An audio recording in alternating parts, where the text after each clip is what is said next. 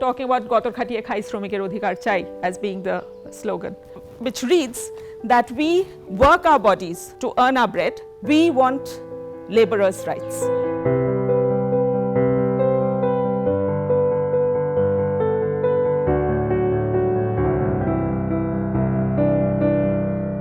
So I'm presenting myself to you in a particular kind of way. I'm wearing a tasar sari. I want to look like a Bhadra Mahila perhaps. And this labor that I'm doing, it is labor, right?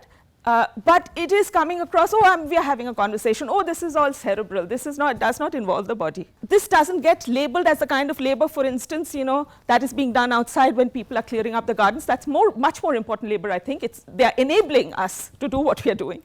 So those are some of the things that are being talked about, in this conception of embodied labor. So the sex worker is involving her body. So the construction worker is involving his body, and I'm not. So there is a mind-body hierarchy.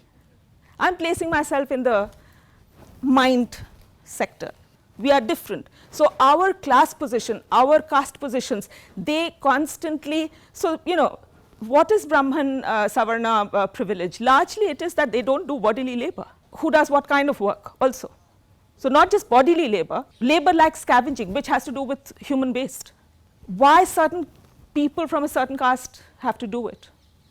All of these constantly shape the body of the worker in a particular way, whether the worker is involved in bodily labor or not, whether it is bodily labor or not, whether it is labor or not.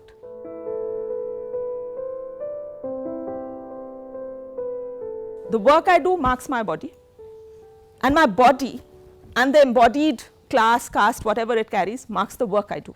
What we've seen in traditional labor studies, somehow the bodily involvement in the labor does not get talked about.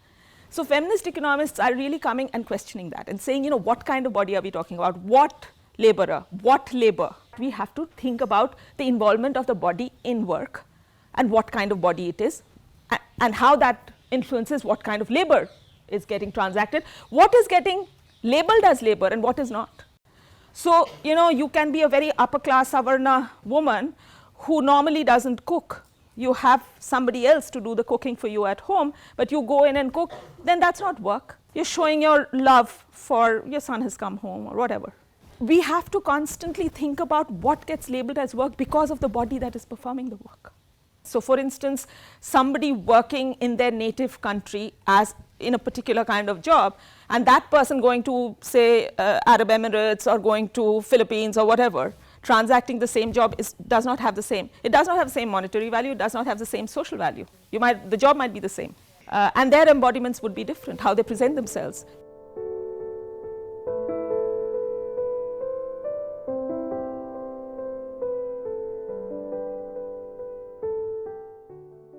Wolkowitz, of course, doesn't know caste or understand caste, but if you were to actually place that within a caste context, which is across South Asia, then it would make a lot of sense, actually. So we could actually use this concept of embodied labor.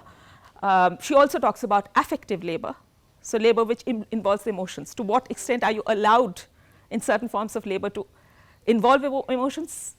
In certain kinds of labor, you're not supposed to involve emotions. So when a sex worker is transacting sex, are you supposed to involve emotions or not?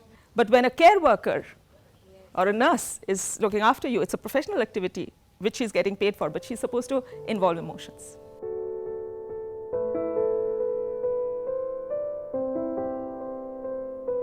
In a general sense, if you showed it to ordinary people, this does not look like what we think is a workspace. Largely because people who go there don't think of what they are doing as work. Therefore, they don't even want to think that what the women are doing is work. For the clients, largely, sex is play and not work. So there is another binary here, work and play. And here the market really comes in. So while reproduction is labor, and it's very interesting that when we talk about giving birth, we go into labor.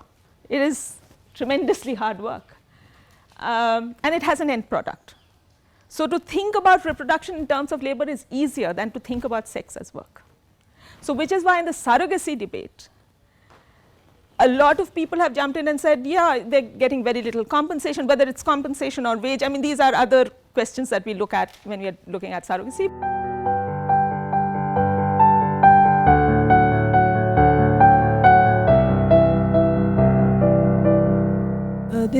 division between sex work and surrogacy. So what they are finding that it is more respectful because there's a notion of motherhood and there is notion of sacrifice, there is notion of giving, caring. That is the ideal. I mean, it is very much associated with Indian concept of motherhood or good women. Yes, altruistic surrogacy and this glorification of motherhood, all of this is very true.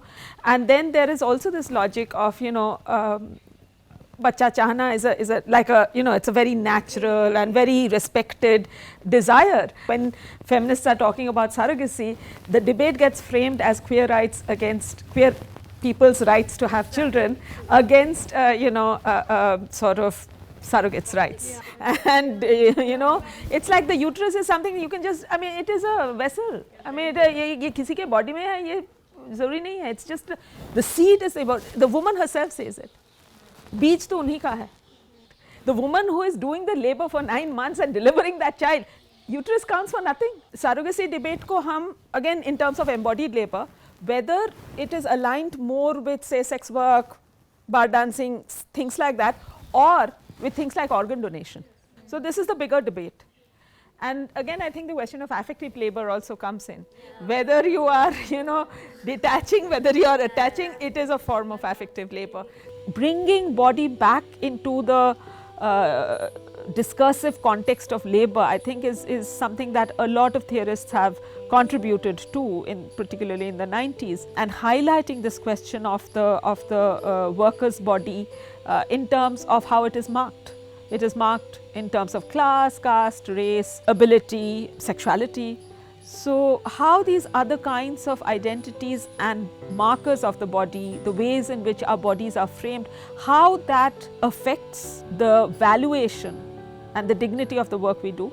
And also the work that we do, how that marks our body in a particular kind of way.